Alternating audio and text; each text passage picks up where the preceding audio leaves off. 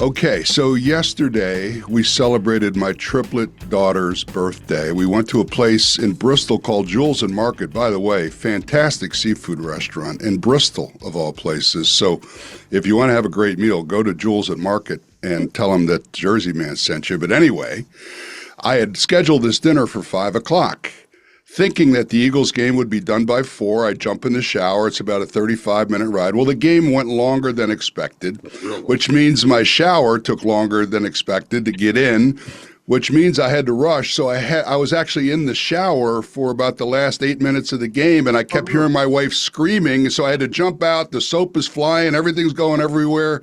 I'm going back in and out the shower. Finally, I see the end of the game. I see the last drive, and I'm sick, but it didn't ruin my appetite, because I still had a great meal at Jules and Market. But anyway, welcome to the Bird Brains with Ken and Mark, everybody, a Christmas edition of the Bird Brains, and happy holidays. Merry Christmas to you and yours. We appreciate you joining us. We're going to talk about really a strange game yesterday, disappointing loss. Mark's going to talk a little bit about his theory of how a loss sometimes at this point in the season can actually help a team. And I've always been a big believer that you learn more from losing than you do from winning. But before we get started, we have a really special guest today that I'm excited to introduce. Before we get started, let me mention that this podcast is being recorded at SuiteRecording Studios in Mount Laurel. Great place to do a podcast if you're interested. See Joe Gangemi at SuiteRecording, and he will take care of you. This podcast is also sponsored by Gateway Mortgage. Chris Wilhelm, our friend, a great Eagles fan, JerseyMan member, has a mortgage company that can fulfill all of your mortgage needs. Contact Chris at 856-810-1222. And my guest is going to join me on the Eagles cruise on April 12th, going out of Tampa. We've got a lot of ex-Eagles. We're going to have a great time. My brother and his wife just signed up for the cruise, so if you're interested in escaping a little of the cold weather, and it's still cold here in early April, come join us on the Eagles cruise. Joe will put that up on the screen for you. And then finally, the JerseyMan January 1st edition is coming out soon. It'll be available for free on our website, JerseyManMagazine.com. Fine writers like Mark Eckel and George Anastasia and the rest of our crew will put out a great issue, and I'm looking forward to seeing that on January 1st. Now to our guest. This guy, an ex-Eagle, has the unusual reputation of playing for the Eagles and the Cowboys, which is kind of an interesting mix. He could talk about that a little bit. But you see him on TV, radio personality, and a good all-around guy. Our friend Garry Cobb is here. Gary, welcome to the podcast. How are you? Good. How you doing, Ken? Thanks. Great to see you. And Mark actually was the guy that snagged you for this. So if you got any complaints after the show, talk to Mark, because he's the guy that orchestrated this whole thing. Mark, we'll start with you. Your overall thoughts on what you saw yesterday. Like you said, a strange game, crazy game. It started, I thought the Eagles were going to win going away. It was 14-0. I thought, yeah, this is what I kind of felt. They finally got off to a fast start. Right. Then right? See what that got them, right? Yeah. They're off not scoring in the first quarter like they did for most of the year. But I'm going to say this, and people are going to tell me I'm nuts. And I'm not one. I'm never one. I'm not a moral victory guy. I don't believe. I never like to lose in anything. Anybody that knows me knows I don't like losing. But I'm going to call this the greatest loss in the history of losses. Wow. Because, I thought I was a week off on the loss. I thought they were going to lose to Pittsburgh a week ago and then win out and then go to the playoffs, a modest 3-game winning streak, whatever it would have been. Mm-hmm. They needed to lose. This team needed a loss. If not, they would have had to win 17 straight games to win a Super Bowl. You don't win 17 straight games in the NFL. You just don't. The only team ever to do it was New England, and then they lost the Super Bowl. Yeah. So, you know what I'm saying? You just don't do that. You don't win that many games. The NFL's too balanced. It's too. And like you said, Ken, you as a player, and Gary will probably agree with you. You learn more by losing. Mm-hmm. Because I think this team, if they kept winning, you get a little full of yourself sometimes.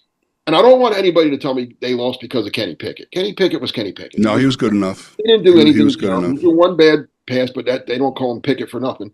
I had to use that one, right? That's cold. That was cold. I had to use what I said during the game when I was watching with some friends. I said, well, the quarterbacks have lived up to their name. Jalen got hurt.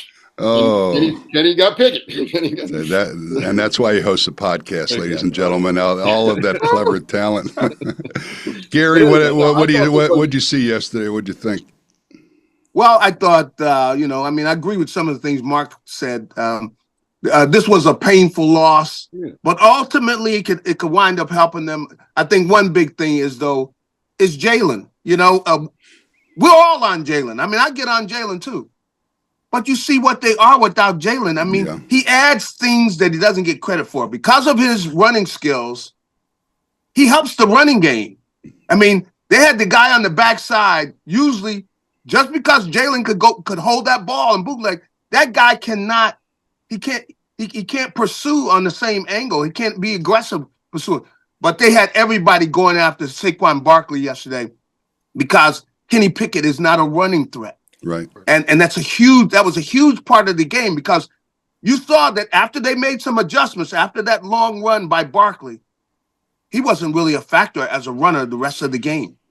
And that was huge because just because of Jalen's threat with the bootleg, it helps Barkley and it makes him a better runner because the guy from the backside cannot pursue. Now, and I've been out there with a guy like that. You cannot go after it really opens up that backside. And a lot of times Barkley will cut back and that guy doesn't make the play because he's got to protect Jalen running the bootleg. So it really allowed us to see the value of Jalen Hurts. And I think that's a big part. And now it was his mistake that cost him. You got to slide, Jalen. Got to slide feet first. It's got to be feet first, Jalen. That's what allows the refs to protect you. Or if not, you're going to have a play like you had. But we saw the value of him, and I think that's something that we're going to appreciate him and the rest of the way. But and then he will make sure he slides because they're going to be all over him about that. And ultimately, it could end up helping him in the long run. But that was painful. And I think sometimes pain it wakes you up, because that was a painful loss because they were ahead mostly all of the game. They have plenty of chances to put them away. And the guy with the best hands on the team. Yeah, we're going to get into all that. That was cruel and unusual.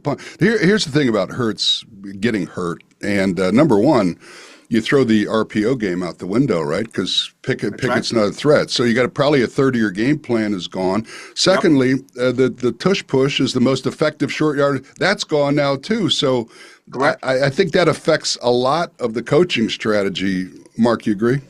Yeah, I agree with all that. But they still scored 33 points. Yeah. The defense lost this game, guys. Yeah, well, 13-point lead in the fourth quarter. Yeah, that's true, but it's not because the offense, because the defense was having a bad game, the offense still could have bailed them out. Could have put up more, sure, but 33 is enough. If I told you before the game the Eagles were going to score 33, you'd say, okay, they're going to win by 10 or more. And they did. They scored 33. That's a lot of points. The defense screwed up. The idiot Gardner Johnson gets thrown out of the game for mouthing off. I mean, that should be a fine. He should get if I'm in charge, he's getting fined on top of getting thrown out of the game. Well, there's some bad things I want to talk about, but let's talk about that at the outset because I think for a veteran player that shows a lack of maturity, it shows a selfishness that putting yourself above the team. It's a real, and then he shoots people the double bird as he's walking out of the stadium, which is unprofessional. Even Big Dom got on him about that. You could see him telling him to stop it. I mean, Gary, what do you think about veteran leadership on the Eagles? Certainly on the defense, he's a good player, no question. But what message does that send to the other players if this guy can get away with this? And it's got to be addressed, doesn't it? It definitely has to be addressed, and it's something that has been bothering me for weeks with CJ because he's done things before on the edge, and it's just I figure it was about time that happened, and it just shows immaturity and it's selfish. Mm-hmm. You care more about your little nonsense than the fact that we're in there fighting, to win a championship. We got all these pieces in place, but you got to go into your little act. And a lot of it's an act. You got to get attention. If you want attention, you can go somewhere else for it, because that was lethal what he did, because clearly the guys they brought in there, I mean, they didn't know the defense. I mean, you leaving guy, come on, how could you leave somebody wide open right there in the middle of the coverage, Clearly they were making mistakes, and they really just opened the door. But that was just CJ being selfish. He's shown he cares more about that nonsense and having these little squabbles with people, and he's always got to get the last word. And I thought somebody should step to him and get him right. And I tell you what, I'll step to him. I mean, come on, man, dude. Do you care anything about this team? You would hurt us that bad to where you always got to get in the last word. And he knows he's pushing the ref. They told him. Mm-hmm. So he tells the dude, shut up, man. Mm-hmm. And he's running his mouth the whole time, and he said something. He didn't hit anybody. He said something that gets him tossed. What good? Look how that hurts the team. Yeah. And that type of selfishness, as hard as you work to get to this point that the Eagles had gotten to be losing games because of somebody got to run their mouth over some nonsense is just terrible. And it shows that they got to have a talk with him, or I would even think about getting somebody else and getting rid of him, because you're going to always hurt us. Because you're just so selfish, man. Hey, all you care about is you. Character shows up in big spots. It always does. Yes, it does. There's a reason he's been with how many teams now and how many years. Mm-hmm. I mean, he's a good player. That's right. He's a good player. A player of his value on the field shouldn't be bouncing around from team to team the way he's bounced around. So there's. But look how he hurt him, though. See, no matter how good you are, you end up being a negative. When you hurt us like this, now we got a guy that hasn't played, that's in the game with everything on the line, and you're over there, and then you're writing your nonsense on social media. Well, nobody will hear what you got to say, man. That shows. You see how much he's into himself? He's over here writing notes in there about the game or whatever, and you got kicked out. Nobody was here. But somebody on the team really needs to have a face-to-face. And I wouldn't say they didn't punch him in his face, but but maybe they should. Hey, Gary, this is a question. I mean, you're at the practice site a lot because of your media responsibilities. Mm-hmm. Do you ever have interactions with these guys one-on-one? Would they take your counsel on something like that, or are they just so sequestered now because of who they are? It's like, I don't care who you are. You had a great career in the NFL. Don't talk to me. I'm CJ. No, I get a chance to talk to him, and I do say things, I definitely get a chance, because you can't help it, because, we start talking, hey, and, it's blatant, things that, so we talk about the game and everything. So I do. And I'm going to tell them, man, look, you guys got to have a face-to-face with him, man, and get this straightened out, or he's going to do it again in the worst time, right. And it happens, and all of a sudden you got somebody you're putting in there that's not used to playing, and all of a sudden they're in there on the most important plays of your season, and this dude here is still running his mouth, and it's not funny, and they had to have the talk with Jalen Carter, and it worked. That's right, and they got to have a talk with him too. Now they had a bad call with Jalen Carter. See, but what they've done is they've circled Jalen now, so you push a guy that's 330 pounds and he falls over like this. Yeah, it was definitely. No, it's an act. Come on. So, the refs, that's a terrible job by the refs. Come on. Well, there was, there were a lot of bad. Hey, how about the last Washington touchdown? That was a blatant false start by the right tackle. That right tackle was a step and a half in the backfield before the ball was. I don't know how you missed that. And, I've always said. Johnson does it every other play, so that's yeah, but that's okay. The Eagles can do it. I don't want the other team to get away with it. But to my point, there's been so many failings by the official, and it's a tough job. I get it. We've had this conversation, Mark, over and over again on the podcast. Have a master ref in the booth. If there's an egregious error, make the call. I mean, the technology is there. It's so easily done. Mark, what do you think? We've said this all along. I still can't believe in the 2024 season that we still bringing the chains out. That we still measure a first down with two old men and a chain that they got, the same chain they used in. What are they going to do with all those yellow jackets? So man, they can't wait. Sell them. Like the Put them in the Hall of Fame where they belong. Put them in the Hall of Fame. Let people look at. But now I want to get back to what Gary said earlier about Kenny Pickett coming in for Jalen Hurts, and how they you said it, so it eliminates the running aspect from the quarterback. It eliminates the tush push. It eliminates. That makes me think back to when you know who your starting quarterback is, and it's Jalen Hurts, right? Okay, and all the strengths that he has. Shouldn't you then maybe go find a backup? And nothing against Kenny Pickett. I think Kenny Pickett is one of the better backups in the league. I mean, as far as backups go, he's a guy that has experience. He's won games, blah, blah, blah. But shouldn't you maybe try to get a guy more like your starter so when your starter does go down, you have the same abilities to do things that he did? Like, and you know who I'm getting at, right? Justin Fields would have been. Yeah. That's a valid point. I mean, I think Fields was off the market before. No, he wasn't. He wasn't. He was still at the same time. It was within a day of each other. Yeah, it was very close. Yeah, they were both being traded. It was a matter of Pittsburgh got because Pittsburgh got Fields and then got rid of Pickett, or vice versa. I forget how it went, but yeah, I'm just saying he was Fields. I'm not a big Fields fan. I'm just saying. Now that's a very good point. And see, the thing about it, like most people that they don't know the fundamentals of football and the fact that how important it is to have that run threat on that backside, because now it opens up that cutback. And look how many times has Saquon hit that cutback and gone, man, he's gone. Mm-hmm.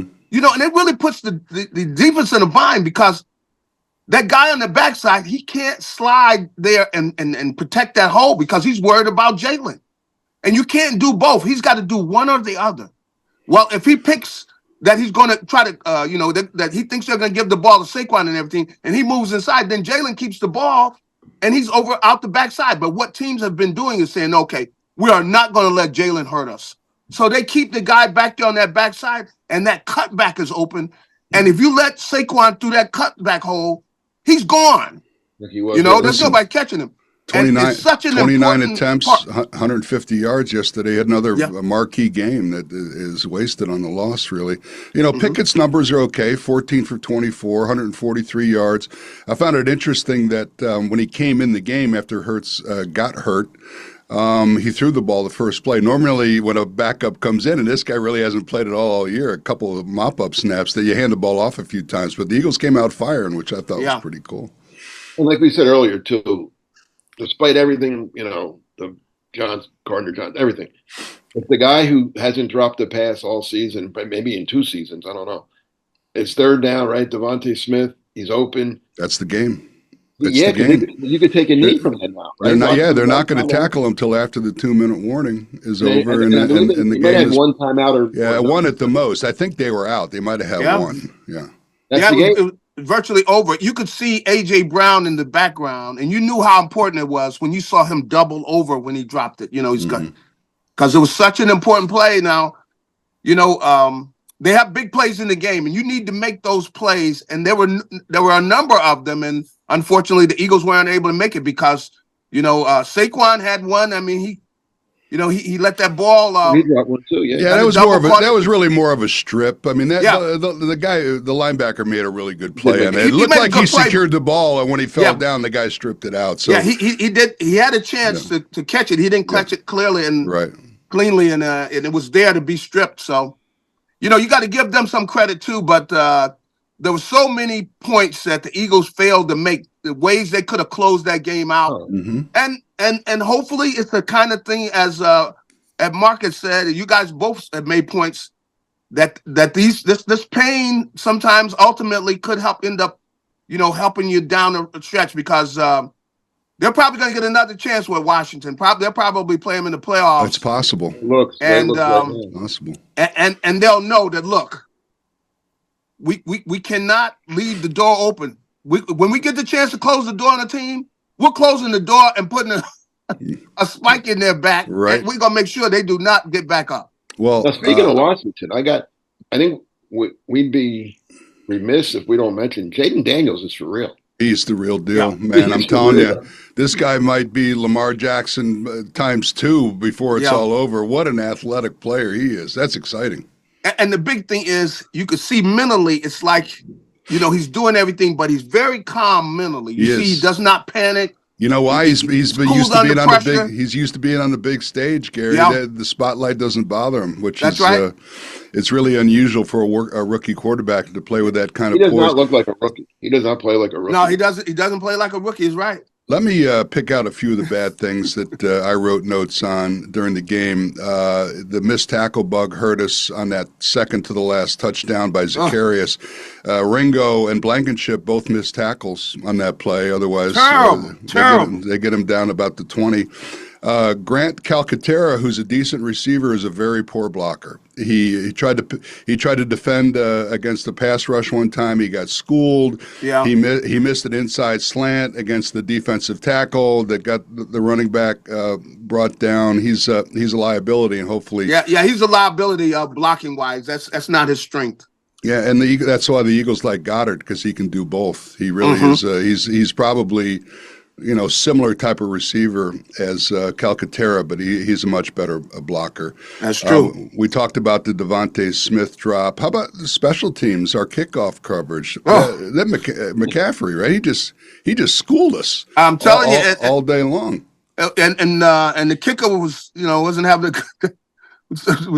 but because they were getting the ball in great field position, after the kickoffs, that was really that was bad. Why weren't they just kicking into the end zone? Well, they're trying to land it in the landing zone. I guess that's the only thing I could think of. And, sometimes in the cold, the ball doesn't travel. Maybe you couldn't kick it in. Was it windy there? I couldn't tell from TV. Well, they did say the ball was not traveling as far, but cold. He just had a horrible day, man. Goodness. It's unusual for a team to have. We took it away 5 times and lost the game, which is really unusual. I'd like to see the stats on how many times that's happened.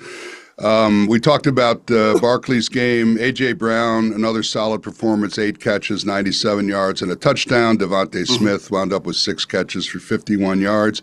Defensively, our linebackers, again, they're all over the place. Nakobe Dean, 12 tackles. Zach Vaughn, 11 tackles.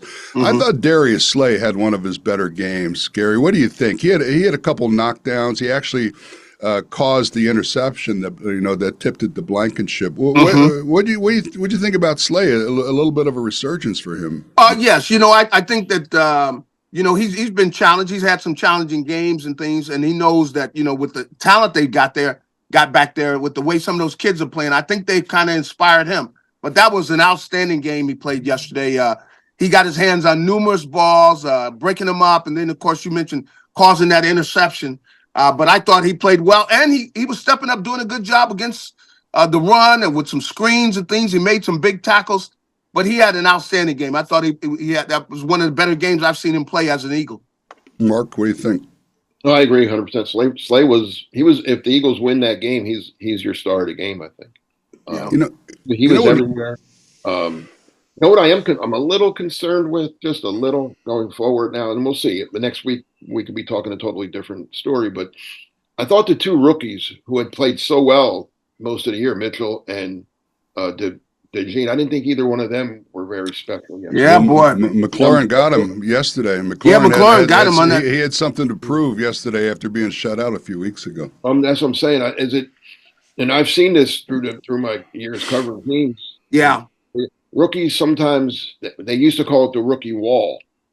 And you hit that because you're not used to playing. It's like college season's over now. You don't play 17 games in college. I mean, that's right. Especially at Toledo, you don't play that many. You're not going to playoffs or anything. So I don't know. I'm just a little concerned that maybe we'll see. I think this next game against Dallas is big for everybody.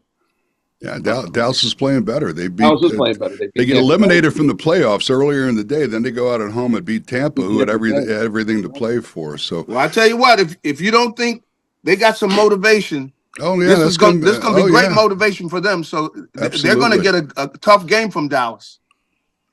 I agree. People are playing for jobs. Players are playing for jobs. Coaches are playing for their jobs. I don't think Mike McCarthy's back, but anyway, it's going to be a supercharged atmosphere. So Eagles kind of waste an opportunity to, Mark has been pretty adamant that he thinks Detroit would be the number one seed all along. I really thought there was a chance that Detroit could have lost at Chicago yesterday. Eagles win this game. Now, well, I'm from Chicago. I have a soft spot in my heart. I mean, what do you want? There's always hope. The Bears still suck. The Eagles play at home against Dallas and the Giants, who are a total mess. I mean, if the game means anything, that should be a walkover. Now, Detroit goes to San Francisco, which you would normally think, well, that'd be a tough game, but San Francisco was eliminated yesterday. They're decimated on offense. I don't think Detroit will lose that game. Interestingly, Detroit plays their last game at home against Minnesota. Now, if either of those two teams win out, they're the number one seed. Did you know that, Mark? That's right. Because Minnesota plays Detroit the last game, if they both win next week, the winner of that game gets the number one seed. That's going to be must-watch TV. That's right. But Minnesota's not going to beat Green Bay next week, so don't worry about it. Minnesota's not. Oh, you heard it here first, ladies and gentlemen. Okay. Right? Mark covers the Packers, so he must have some inside information. You could be right, but you could be wrong too. I could be. Minnesota's good. Minnesota's been playing. They find ways to win, Minnesota. They definitely do. They're the Kansas City of the NFC. And they've got some weapons. I mean, you got to give them credit. They got weapons. You know what I mean? They got offensively, they got some guys that they can make plays Jefferson, regardless of who they're playing. Addison. No, they got people. I still can't believe Sam Darnold was playing this well. That's all. So let's look at. Go ahead, Gary. Sorry. You know, as with the quarterback, but you know the way quarterbacks are. So much of the quarterback position is mental.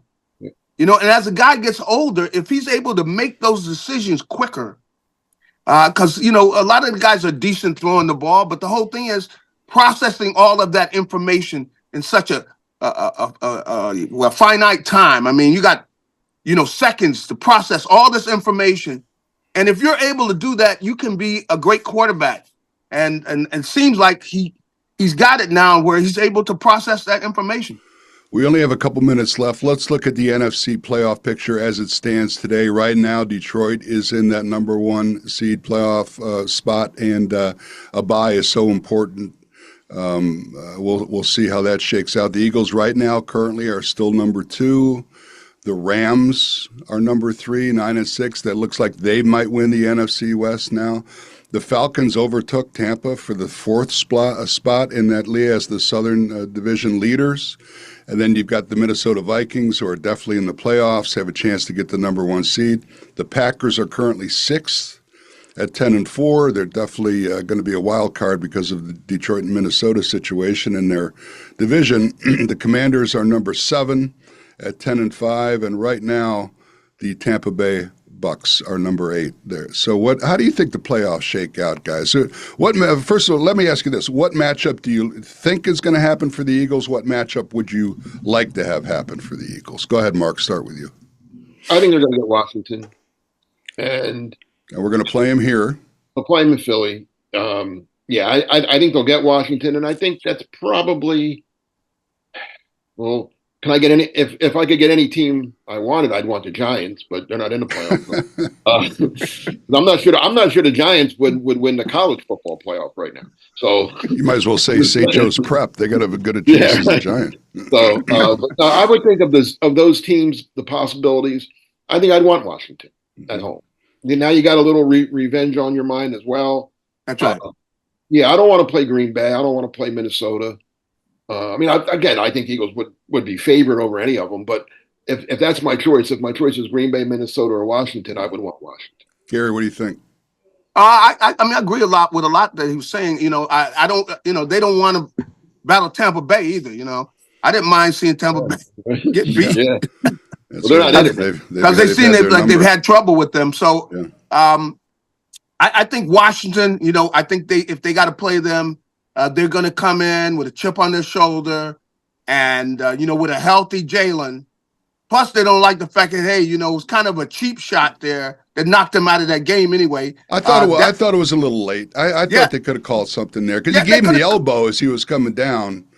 Yeah, so and Jalen's got to know, look, Jalen, they're out there to protect you. You're the quarterback. Mm-hmm. And he's got the emphasis. And I think all in all, it's going to get a lot of people off his back to realize how important he is to the team. Yeah. I still don't think the people realize how much that he makes both the running game and the passing game. He is the key. So It'll be good to have him back, and he'll probably rest a little bit. But He go play this week? Well, I don't. There's no guarantee. They won't know till later in the week. Yeah, he's got to go through the baseline testing, and then they'll monitor him all. That might even be a game time decision. Really, we'll have to see. It depends on how he responds. And you got to realize. I mean, are they going to risk him in this game? I don't know. Yeah. I agree. Maybe give him another week off. I think they probably would lean on going the safety thing. I think when they're in that back room and they're talking, they go, "Hey, look, Doc, what do you think?"